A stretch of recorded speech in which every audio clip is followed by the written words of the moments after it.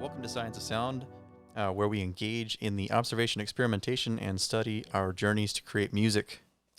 I'm your host, Cody Lane, and today we are at Uber Beatz Studios for the demo event, an evening with Benedict Amplification, also featuring Wurtzbourger cabinets, Spun Loud Effects, Fowl Sounds, and Temple Audio Designs. Dylan, thank you so much for pulling away from everything to join me. My pleasure. And of course, we are joined here with Dylan Benedict of Benedict Amplification in Tacoma, Washington. Yeah, man. Let's just jump right into it. Cool. I understand that you actually heard on Gear Hoarder? Yeah. Your interview. You talked about you worked on a guitar cabinet, and then that actually kind of sparked your interest in building amplifiers. Can you tell me more about that? Yeah. My brother is in a stoner doom band in Erie, Pennsylvania called Fog Giant, and they're awesome. And he is a gear nerd and has like tons of stuff. And I was living out of the country, and I came back and I didn't really have much equipment. And he had this crate Blue Voodoo 412 that he had pushed, upwards of 200 watts through it or whatever. And it's only, it's rated for 100 if you're lucky. And there's like a little crossover board kind of in there, and he had fried the whole thing. So he's like, you can have the cabinet, but it doesn't work. Yeah. So I took it apart, and I actually just took the bypass, or not the bypass, the crossover board out and just straight wired it. But it has a switch. Mm-hmm. So from a repair standpoint, it's awesome because it gives me the option to have a 4 or a 16 ohm load for testing stuff. So it's actually, I use it all the time, but it's not a great sounding cabinet, but it's you still use it to test your gear? Yeah, I use it to test my gear. And every once in a while when we play a show, I take it to a show. If I can't use my band's Mesa cabinets, I just use that. Right on. I didn't know they actually made any cabinets, because I'm used to like all of the. Is that line 6? It's Crate. I'm sorry, Crate. Yeah. Okay. So it's SLM, I believe. Blue Voodoo. Who took over PV and Ampeg at one point even. I think my mind started like thinking, Voodoo Labs. Was it Voodoo Labs line 6? Right. And then my mind got confused there. Sorry. Yeah. So that I thought that was a really interesting way that you got into amplifiers. The story tends to go that a lot of builders are like, oh yeah, I just wanted to have.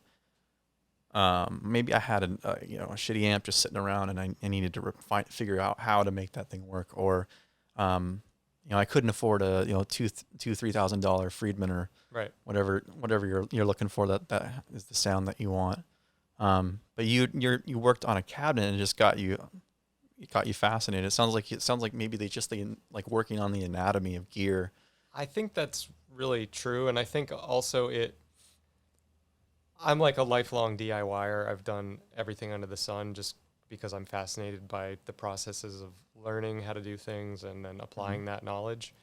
But I think kind of the amp building came out of a repair standpoint, because I saw how things were put together and how to take them apart, and I saw ways that maybe that could be improved. Don't mind me. No, I'm just trying to make it so I can see your handsome face. Just to see like how I could improve things from a layout perspective or from a repair standpoint. Like, okay, everything fails at some point. And I've been in so many amplifiers that are designed in a way that they don't elicit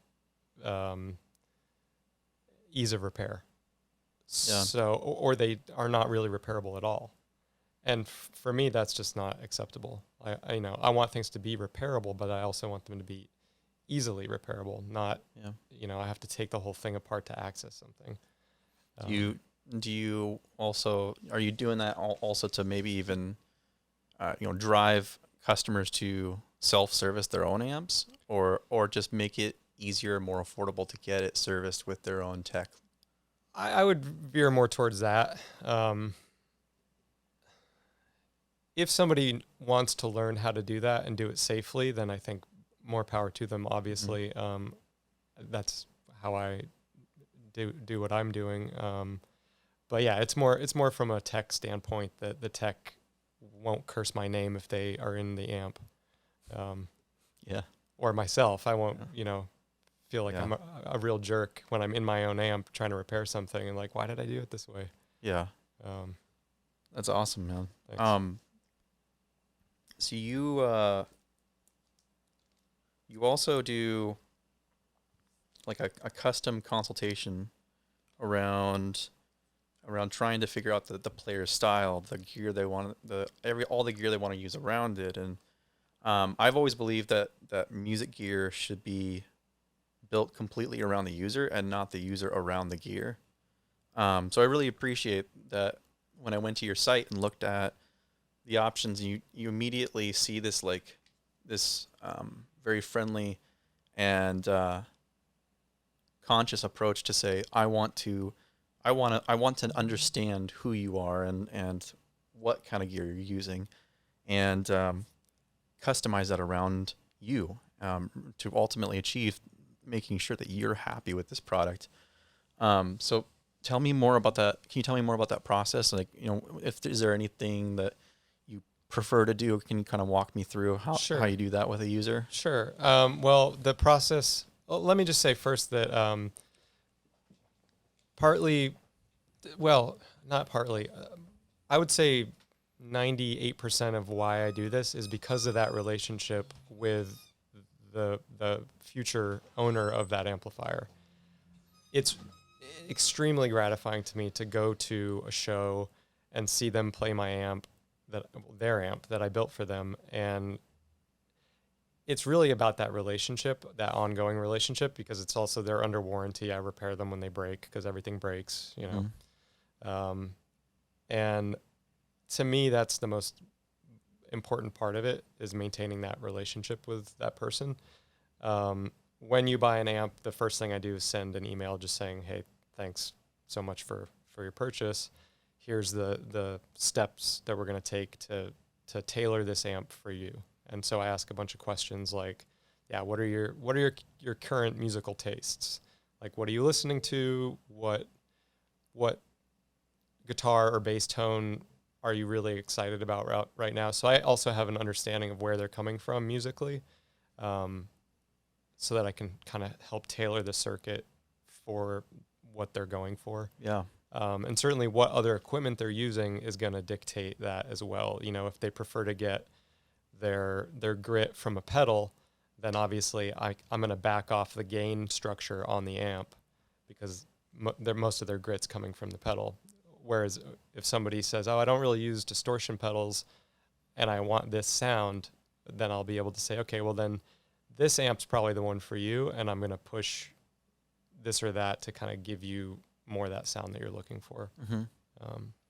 Has that process ever inspired anything new for, like, maybe like you're getting this certain kind of feedback or this conversation and this theme and these ideas that maybe inspire a new amp or upgrades and changes to what you have? Changes for sure. And I think certainly just iteration after iteration, you make little changes that may have actually a profound effect on something, but it could just be from my own idiosyncrasies of like, next time I got to try this value of a capacitor, or it's very much reminiscent of a product manager.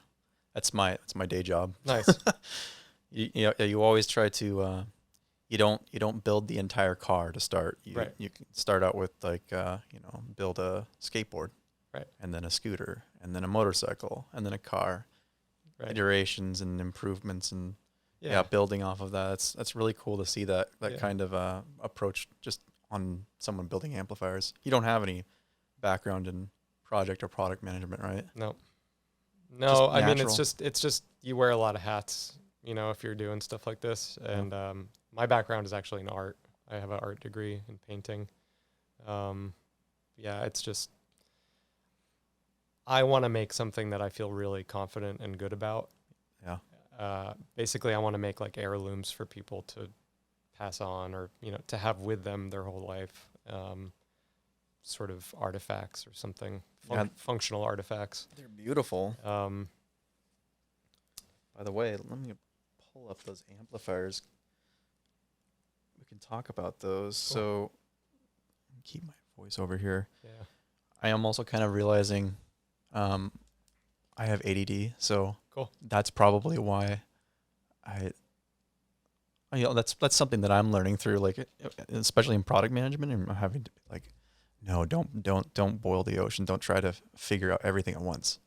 Yeah. I look at a project and I get overwhelmed and like think, okay, I want to build an amp. Okay, well, what wood and what's the color and then what's the amplifier going to do? And I get so distracted by everything at once. Right. I don't really do it in like baby steps. Yeah, I mean, you do have to do baby steps, but you also do have to take those big leaps of personal faith of like, somebody wants a 120 watt bass head. I've never built one. And now it's the amp that seems to be the most popular thing I've built. In terms of like what you were asking about iteration though, for me, it's because an amplifier circuit is so interactive with itself. Mm-hmm. When I make changes, I try and make 1 or 2 changes at a time per iteration, and very controlled, thought out measurements, because it does change the flavor. And if somebody's fallen in love with an amp and ordered that circuit, and I want to try something slightly different, I want them to still feel like it's the same amp that they fell in love with. Yeah. So like for Eric's amp, I put in a line out because he wanted one, and I've never made one before, and I'm very happy with the results.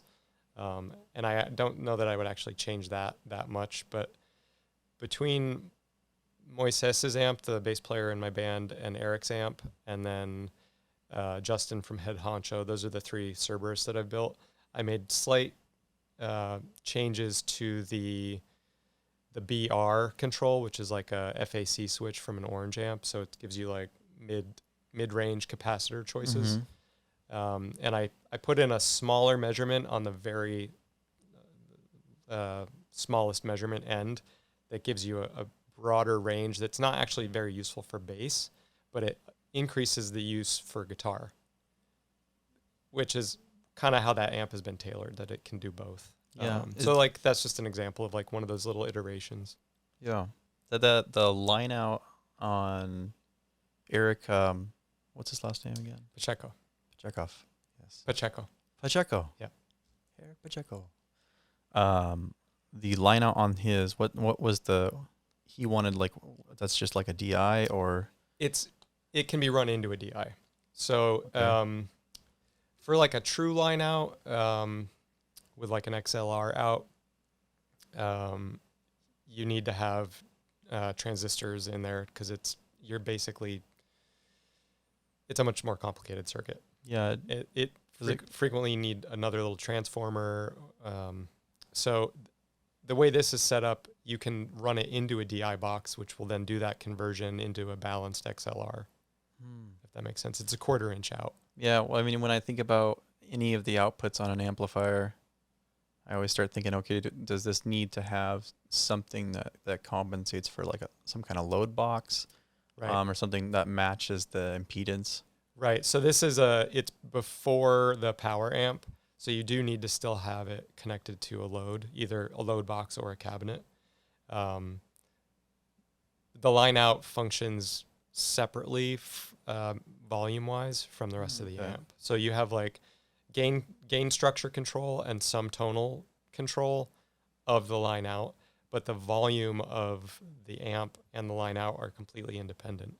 So you can basically, you still have to have it connected to a load, but you could turn all the volume coming out of the amp off if you wanted, and just have it on the line out. So so it sounds like the benefits are, okay, if I'm recording, I can always just run DI from a guitar into the mix, which is just plain Jane, just a guitar. Right.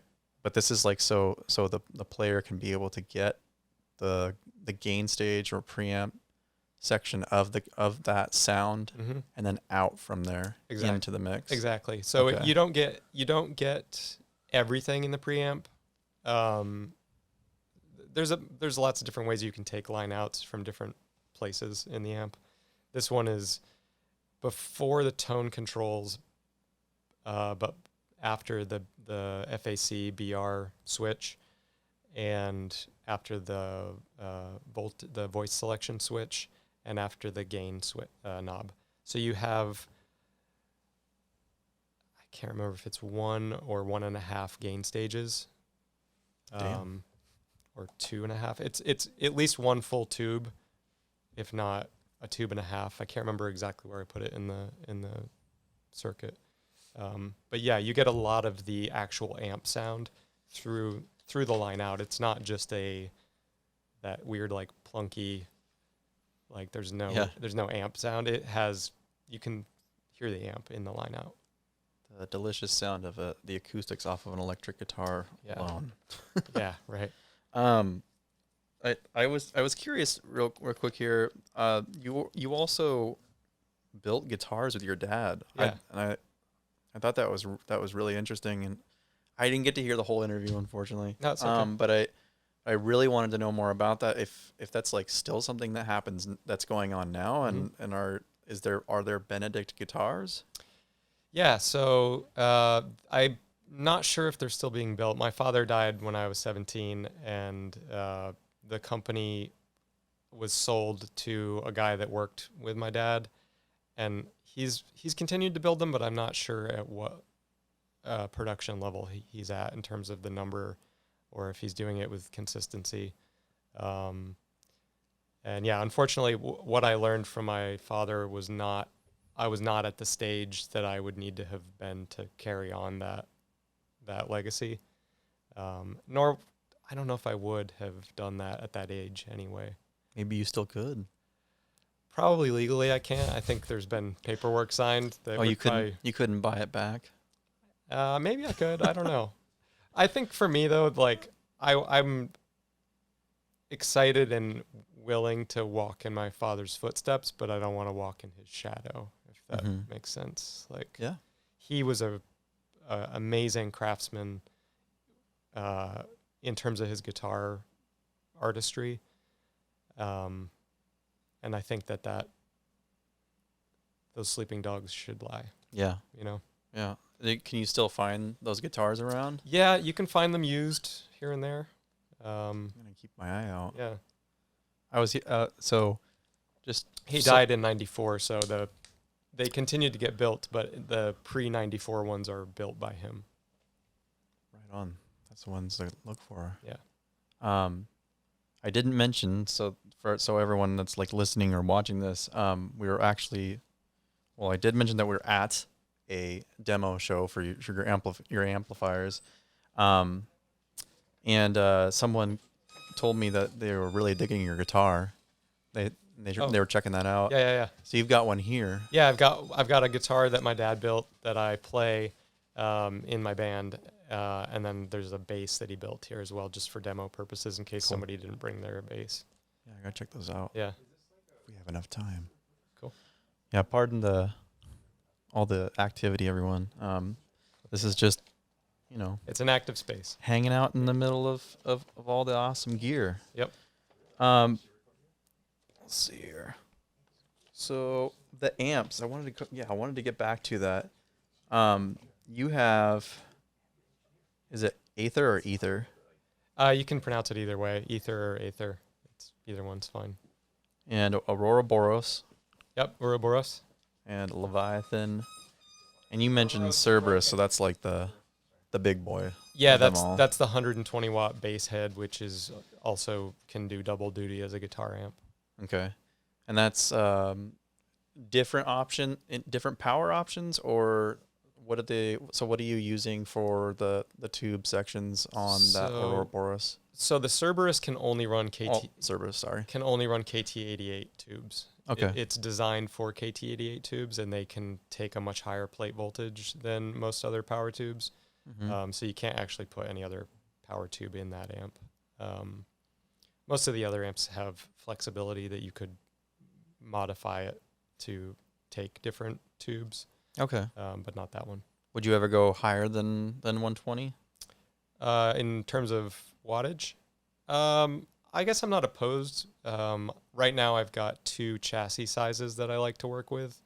And unless I procured custom chassis fabrication somewhere, those are kind of the sizes that I'm working with. And so to put more wattage than 120, I'm pretty maxed out in that size, that footprint. So yeah, I was curious because I had Chevin bought it from me.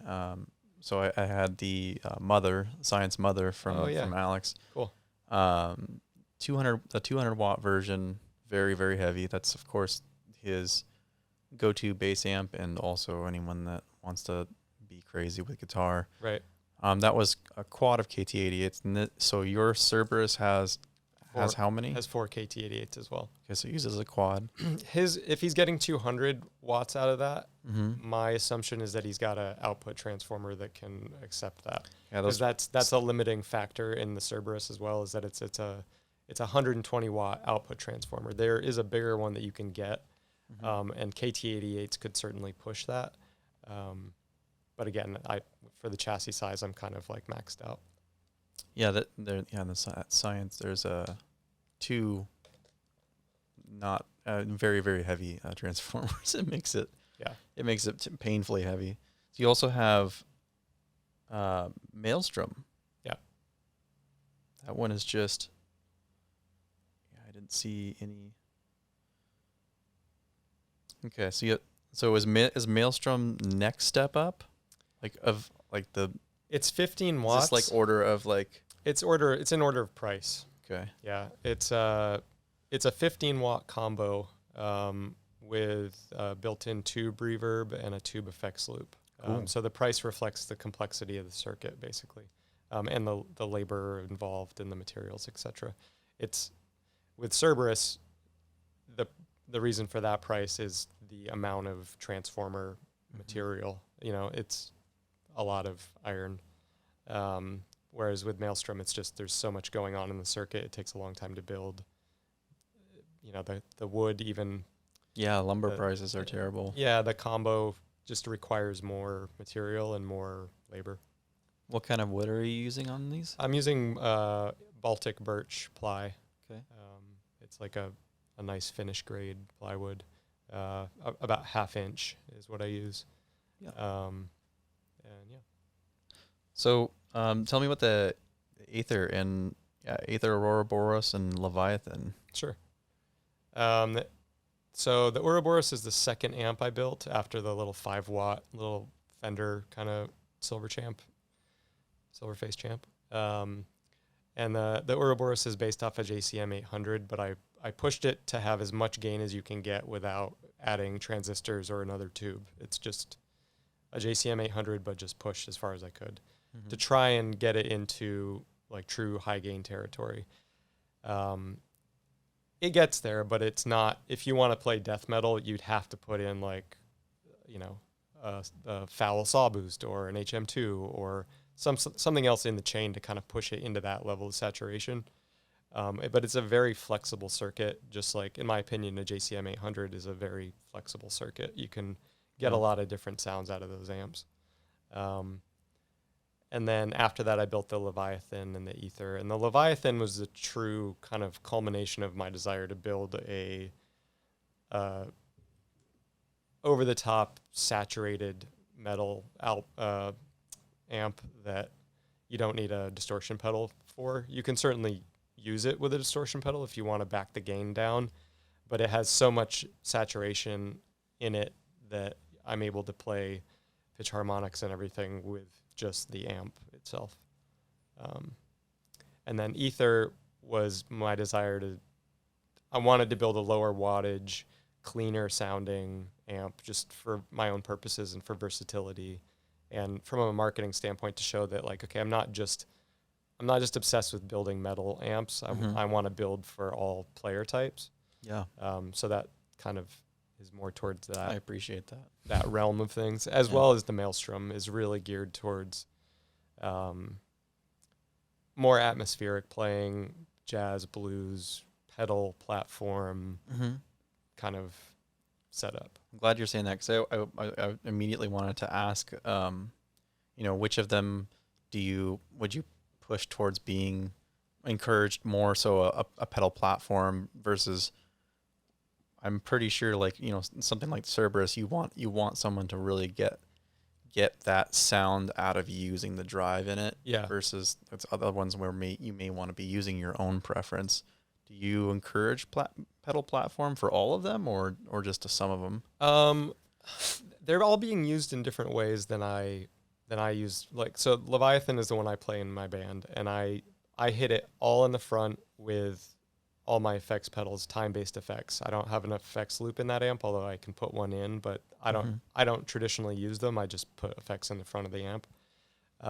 Me too. And that amp, I don't use a distortion pedal for. It's just the amp distortion. The Cerberus, when I play it, I just use the gain structure of the amp because in general, that's how I play. But a lot of people are using them as more of a clean platform, and then they're pushing it with some sort of a boost or a distortion or a fuzz in front of it. So I don't feel like the amps I'm building are going to dictate to you, like you have to, like they're flexible. You can kind of use them how you prefer to use an amplifier. Yeah. That's always good. I think I've had like a kind of a gnarly experience in my past with some amps that just refuse to be pedal friendly at all. Right. That's a beautiful guitar. What? Nice. What? Gorgeous. They're showing us a pretty guitar distracting us in the window. We're in a control room. So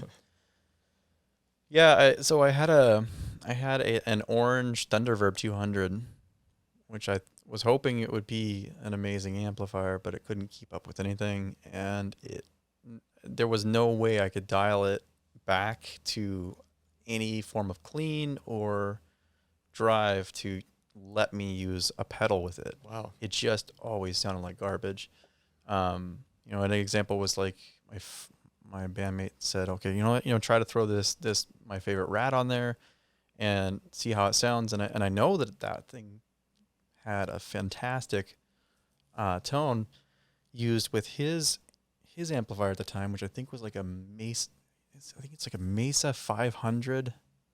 It's like this huge tank of an amp. It has like something like 8 power tubes in it. I think it was made for bass. Oh, it's a 400 then. Oh yeah. It sounded great on that, but then I tried it on there and it was just a terrible experience, and I didn't actually even understand how amazing it was to have amps like yours and Science's, where there's this much more attention to detail to build something that isn't mass produced and just tends to be more versatile. Right. So that's rad, man. I won't have time today, but maybe I can come by. Yeah. Do you actually? So if people want to try your amps out, can they come to your shop? Do you have a space? Yes. So they will be able to soon in the next 6 months or so. I just purchased a house in Tacoma, and I have a big 2-car garage that has already sort of been modified to be half shop, half garage. So I'm going to basically turn the garage side into my workshop and the more shop side that it is now into a showroom for the amps. Right on. So it'll be appointment only, and it'll be, all the amps will be set up in a nice sounding room, and people can play them at will. For right now, the only way to really try them out yourself is at events like this, or, if people are serious about wanting to try stuff, I've taken my amps to people's practice spaces. I did that with MyCon. I brought all my amps up to their practice space, and they had a whole practice together with my amplifiers. And that's, I think, a lot what led Eric to purchase his Cerberus, is because he got to hear it in the mix of his band with his bandmates, and that, I think, sold him on the idea. Yeah. So yeah, that said, like, I'm willing to meet people in their space to show them the amps right now, but yeah.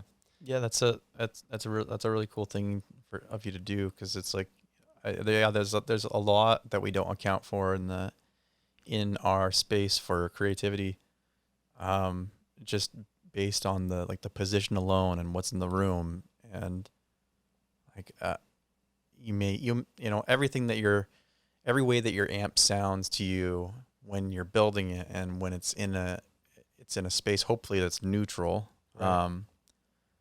Yeah, I'm sure that you can have some surprises where you like, oh yeah, I sit down in front of this thing, or I go and stand to the right of it a bit, or I put it in this one garage, and it's like, what the hell was that? Right.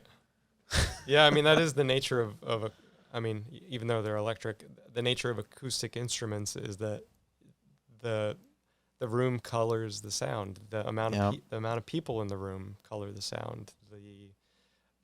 The other equipment that's being used affects your equipment and the way it all interacts. And yeah, it's, you know, it's from a live standpoint, playing in a band, it's always sort of a like, okay, what's this room doing? And so then I change the settings on my amp accordingly. And sometimes I hit the nail on the head, and sometimes I'm like, I missed something tonight. What did I not set right? Or what did I not catch about what the room was doing? Yeah, you gotta do that. Yeah. A lot of people don't. Yeah. Just dime everything and think that that's the way it's going to be in every single place. No, and sometimes it's totally opposite of what you think. You know, sometimes you're like, why does it not sound like it's like bassy enough? And sometimes I've gotten it to sound fuller and more correct in the mix with the rest of the band by actually dropping the bass, upping the mids, or upping the treble, or you know, it's never, I won't say it's never what you think it is, but sometimes it's the opposite of what you think. Yeah, you certainly have to experiment. And you have to everywhere you go, constantly. It's very good to push yourself there. Yeah. Do you make guitar cabinets as well? No, will you? I don't know. I mean, up until now, I haven't had a big enough workspace to do that. The combo kind of maxed out my shop space. I'm not sure if I want to get into cabinet building or not, just because I feel like there are a lot of people in the area doing that and doing that well, that I kind of have my niche, and I'm not sure if I want to go down that road. I do want to develop a pedal, but I'm really not sure what I want to build yet, and so I haven't even started prototyping that. It's always been fun when amp builders expand, even like into the pedal world, because like, I mean, that's how Ben Verellen stopped doing. Well, unfortunately, had retired Verellen amps, but when he was doing it, I thought it was pretty rad to see how he would take the preamp sections and put them into pedals, and then you've got like, have you met Brooks Blackhawk Amplifiers down in Portland? I think he and I met years and years ago. I don't know if he will remember or not, but I was in a band that played with some of his bands, and we definitely have met before, but it was like 12, 15 years ago. I've spoken with his coworker, Matt, who's in Rank and Vile at length, because we've played a bunch of shows together more recently. But I haven't actually spoken to Brooks himself in years. But I know he does that with his amps and pedals too. He puts he's got preamps. It's a pretty beefy floor piece if you put that on board. But like, and I think he started to do like a rack unit version too. But cool. Yeah, that's exciting. I mean, can you talk about it now, or you're gonna hang tight for the pedal? Oh yeah, I mean, I honestly don't even know. I don't even have a direction. I want a pedal. Yeah, I want to build a pedal product, but I'm not sure what it's going to be, and it has to be based on what I feel like is lacking in the world, or lacking in my own setup or something, because again, the pedal world is huge. There's a lot of pedals on the market and a lot of people building them, and I want to make sure that I'm adding to the conversation and not just putting something out to put it out. Yeah. If that makes sense. I want to provide something that actually is interesting and useful to people. And I'm not sure what that is yet. So yeah. And the amp and cab simulation and like that whole part of the industry, I think is still continuing to get pretty popular. Yeah.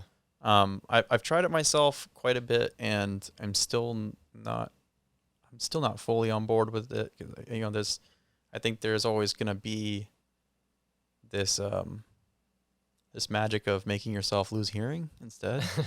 I don't know. It's like I know that like they're constantly trying to truly make these impulse responses and get into like the whole acoustics of how that sound is supposed to react in a room, but they don't. It's still not touching what would happen in your room. Right. It's still special to do it in your practice space and a studio. Sure. And I mean, even sitting down in your living room, some just bare rooms sound so good without carpet or like just the wood and the echoes off of things. Where I was going with that is it would be always cool to see preamp options for you.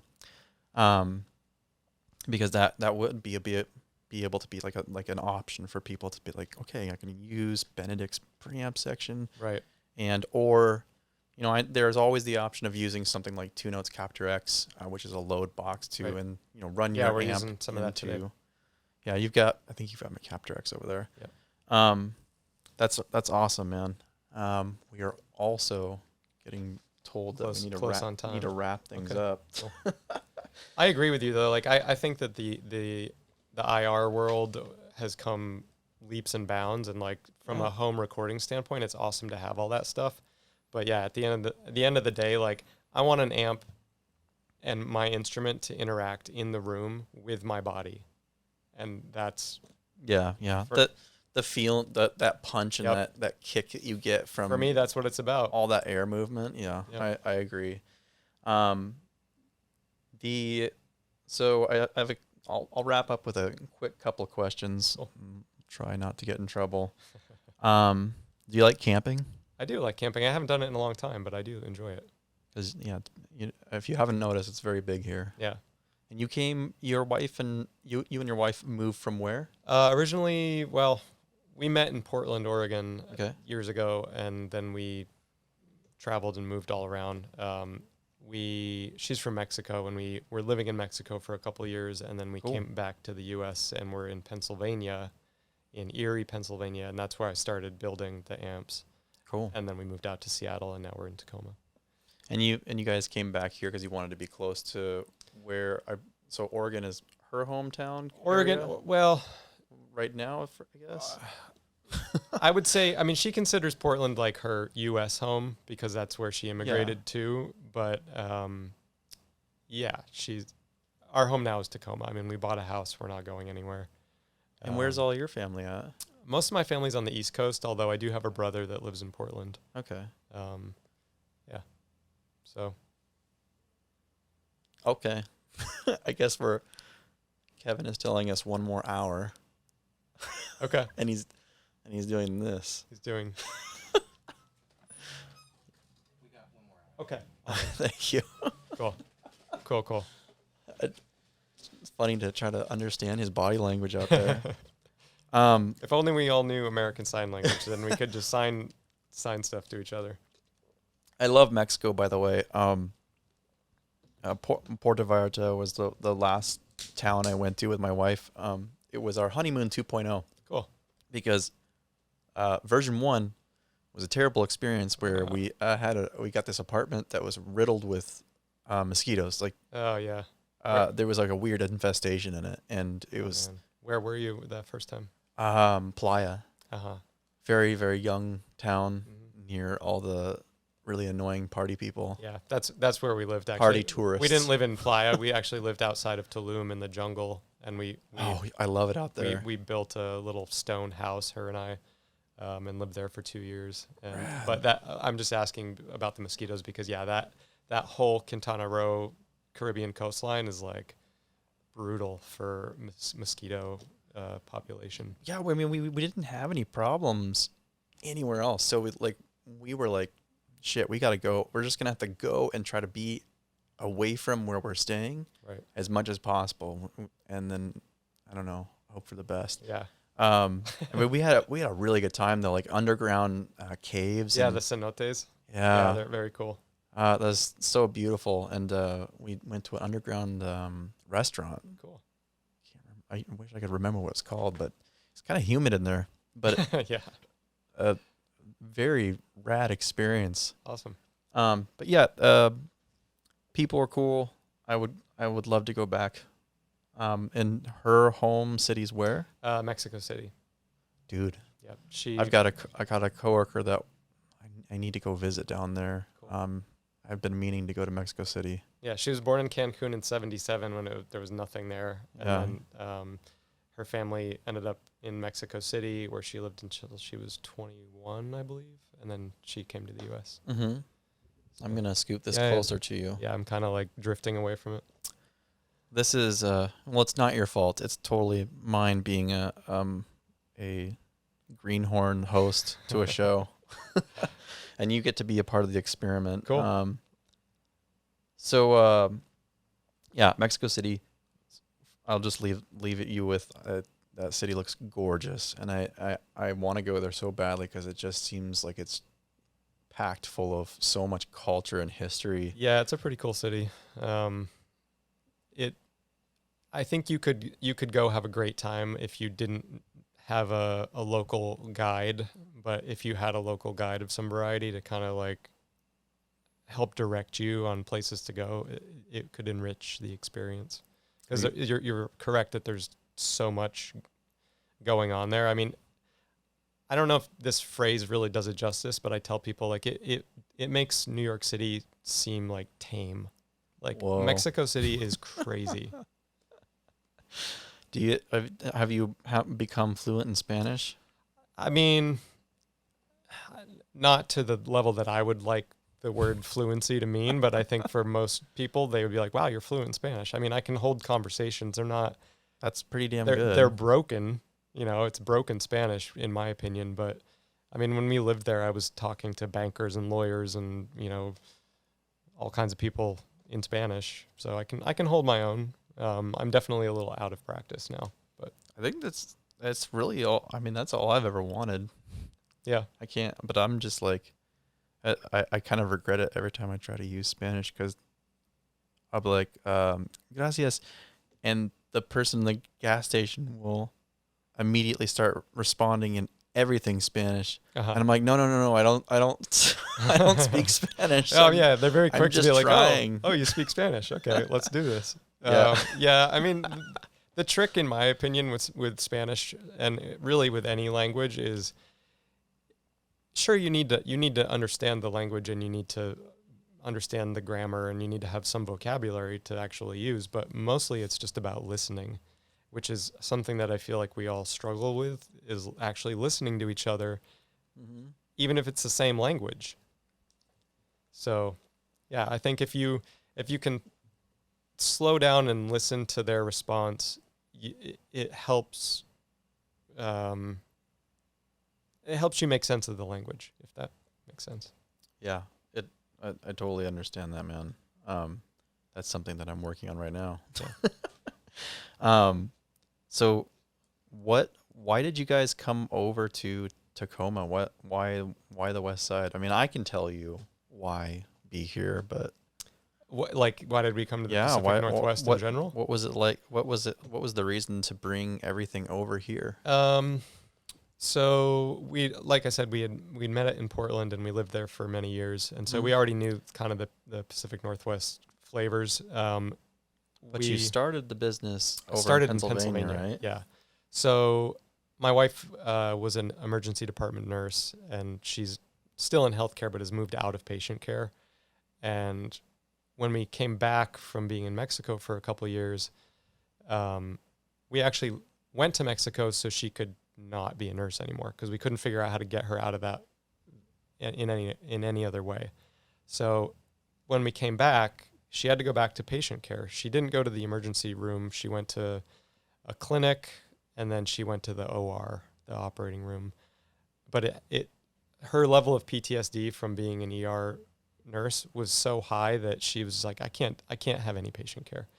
So we were kind of at a loss, and she started looking at more tech-related medical profession jobs, and found one with University of Washington, and they hired her and paid to move us out. Right on. So yeah, that's how we ended up in Seattle. And then Seattle is very difficult for people who want to own homes that are not millionaires. So, Same here. We kind of got to a point with her income and our credit and everything kind of gelling, coalescing into the ability to actually move forward on purchasing a house. But our budget was not that of Seattle. Yeah. So we looked in Bremerton, we looked in Tacoma, we looked a little bit in Olympia, but even Olympia is kind of out of our price range. And we know a lot of people in Tacoma through the music scene from Seattle, and it feels like a good spot for us to be. I agree. It's got everything we need. It's got great food, great music, great people. It's a real working class town, so I feel very at home there. Mm-hmm. So my wife grew up, born and raised Seattle. Cool. And when we went to go find our house, it was crushing, because she was her whole life was Seattle. Like that was everything about what represented her, and it was just heartbreaking to be like, oh well, yeah, even what we can afford, we probably can't afford, because and they end up being these big, disgusting bidding battles, with people that have ungodly amounts of money. Yeah, they can just throw money at the problem, and we even got lucky with what we did here. So it's a house in Edmonds, and we were just like, okay, the worst that would happen is they say no. So we'll write them a letter, and try to be aggressive with some money in some way possible. Right.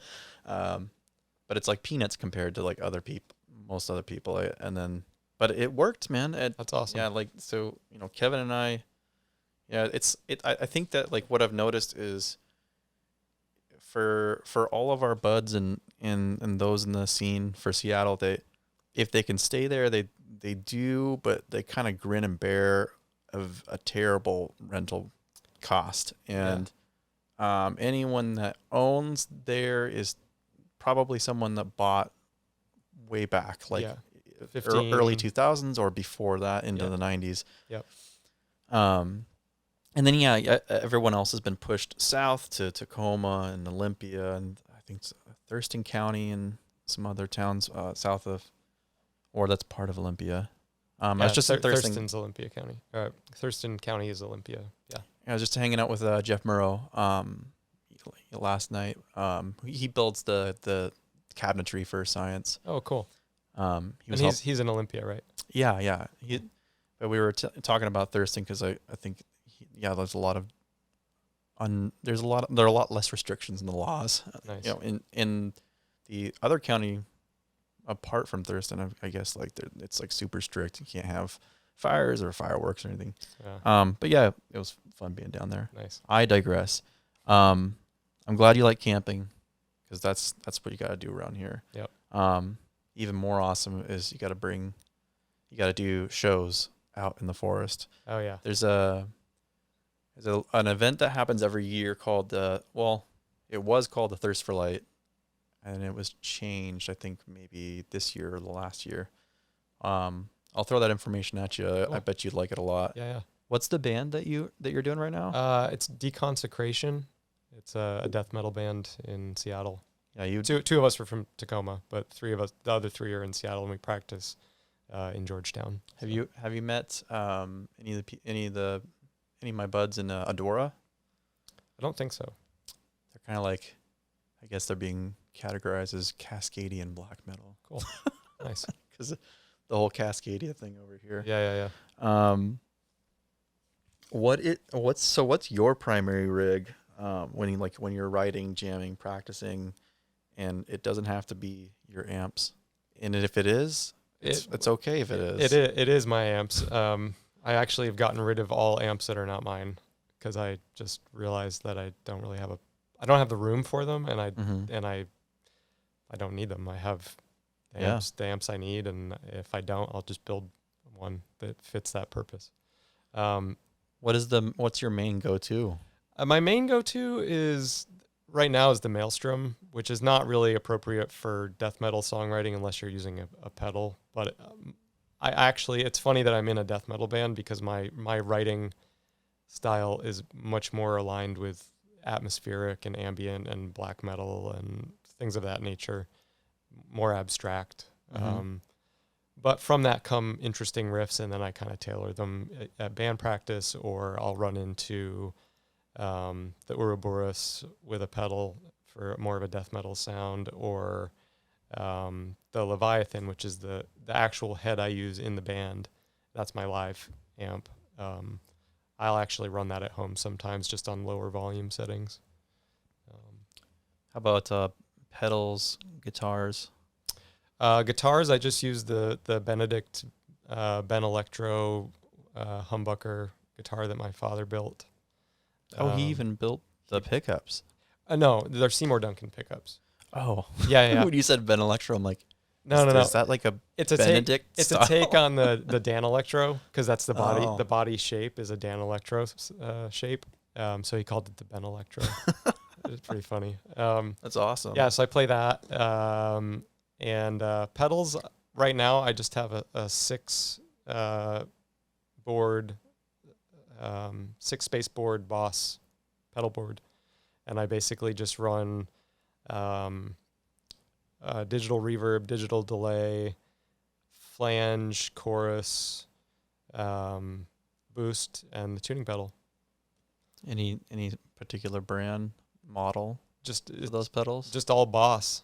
Oh, those are all Boss. It's just all filled with Boss pedals. Yeah, it's funny that I'm like all DIY, and like I like all the like boutique stuff, but at the same time, it's like the thing I like about Boss actually is because it's all uniform. I can push on multiple pedals at the same time and not have to dance around crazy. I just like, okay, I want the boost and the delay on right now, and I'm not great at like. And you can beat the shit out of those. And you can beat the shit out of them, and they're replaceable, and yeah. So they're still indestructible. Yeah. Unless you get the Behringer versions of everything. Yeah. No, they're like real Boss ones, but yeah. Sorry, I didn't grasp that at first, that it was like all Boss pedals. I thought it was just those rinky dinky Boss pedal board. That's what it is. Things that they have. That plastic suitcase thing. Yeah, that's what it is. Okay. I was like, okay, you like to use that, but maybe you have different pedals on it. No, it's that. And I mean, it didn't, I pieced together the pedals. It didn't come, I just bought the case used, and then I populated it with whatever Boss pedals I wanted. Hell yeah. That's what I use. That's awesome, man. Yeah. I kind of gave up on pedal boards. I stopped my last band. I stopped my last band, and then I just stopped caring about trying to put anything on pedal boards until I do another band. It's like, why would I do this? Right. So I just have all the pedals put away in a shelf, and then I just like take things out here and there and play with them individually. Cool. I think pedal boards are very exhausting. It's like a lot of wire routing. Yeah. I think it like when it's styles like what you and I both actually like quite a bit. Mm-hmm. I agree with you about like ambient and like atmospheric. I like to do like very much like soundscapes and stuff that even like goes along like kind of like Stars of the Lid. Yeah. When you're trying to play with that kind of stuff, and it's like it's hard not to have these freaking boards that are like this table. Right. Yeah, that are huge, right. And then this is also my ADD. Like, oh, I think that I need to have all these out on this platform here. But then I'm like, oh, I don't. I actually only need about 2 or 3 of these. So maybe I should learn a lesson from you and just use one of those Boss ones. Yeah. The only bummer about using that Boss pedal board is that like for instance, today I was playing with the Fowl Economicon, and it's a really cool delay pedal, but it does not fit in my Boss suitcase. So there are, I think, Temple Audio Designs, I think they have a very small little rack systems too. I might look into it because maybe I do need to change it up. I mean, when I find a pedal like that I'm like really excited about, it always kind of bums me out because I'm like, well, I can't fit that into my like little narrow Boss world, and like that's stupid. So yeah, man. Did you? Oh, you still have your water? Okay. Yeah. Wanted to make sure you didn't have to get parched. Nothing worse than a dry throat. Oh, I wanted to show you something really quick here. Yeah, cool. Listen. I'll turn it up. I thought this was funny. This thing has a soundboard. Cool. Like sound effects. Oh, awesome. Hit it. Wait, what? Hold on.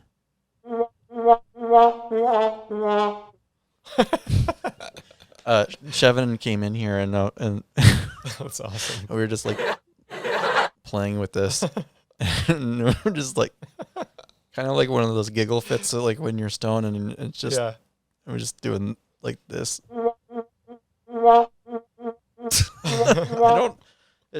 It's funny to me. I could see myself sitting alone in a room in the dark, just playing the laugh track over and over and just laughing hysterically. Yeah, awesome. I was kind of like, oh no, it's like an Akai sample board here, like. Anyway. Awesome. Actually, this one's. Wait, no, where did that? Oh yeah. Wow. I feel better. I kind of do too. Like a palate cleanser. It's like a mini timeout. Yeah. I do want to try to put my own in there and like try to fuck with people. Mm-hmm. Just like a fart noise or something. Yeah. So, or like something that I can record with like what's it, binaural microphone. So like really fuck with them, like what the hell was that behind my head? Nice. Like surround sound. Very cool. I just heard a demon. So I was curious about so there's a lot of shit going on with the I promise we'll wrap up pretty quick here. Cool. But there's a supply chain issues now, all the bullshit with tubes. Right. So people with like more complex like digital modulation pedals, like there's like microcontroller shortages, and is any of that hurting you right now? It's another hurdle.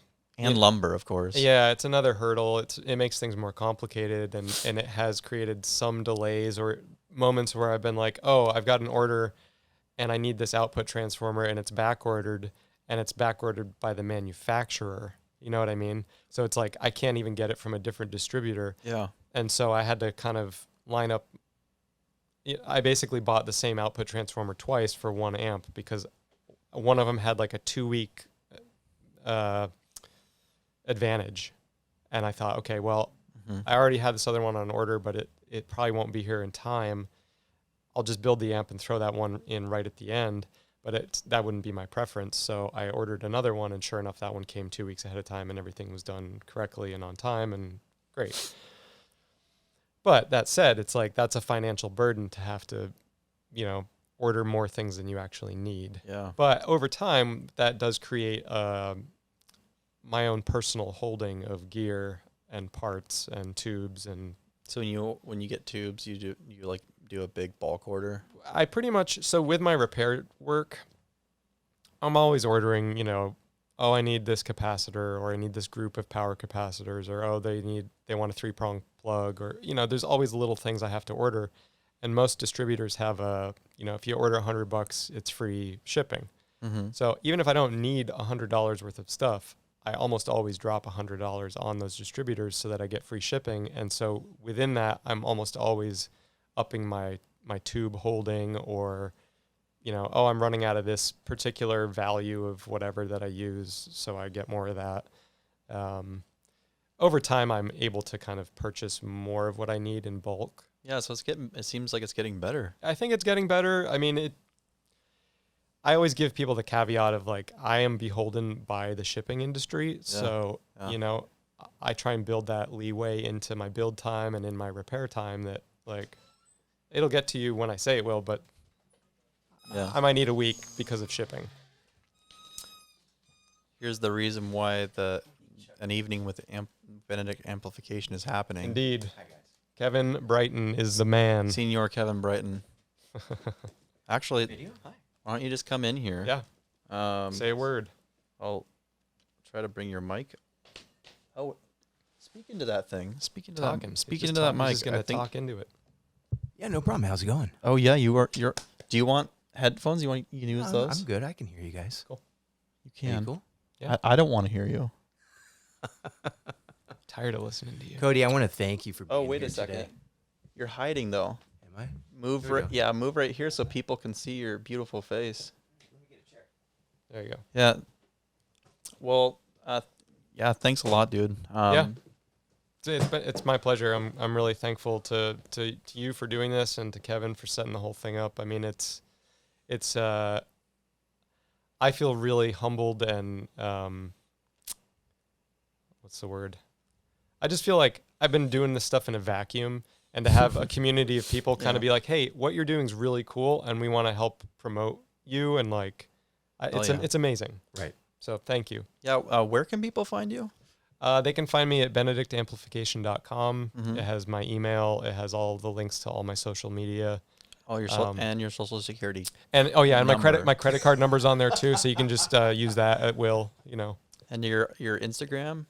It's Benedict Amplification. Nice. Yep.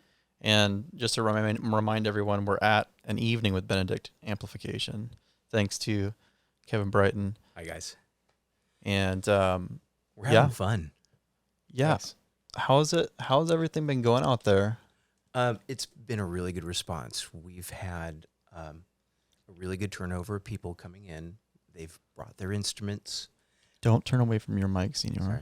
They right there. A little better. Oh yeah. Is that the magic spot? Yeah, it sounds like you're giving me sweet things in my ear. Cool. So to recap, we've had a really good turnover of people coming through. We had a soft opening, and we came out of the gates pretty strong. We've had a lot of people come through and purchase pedals, show interest in the amps.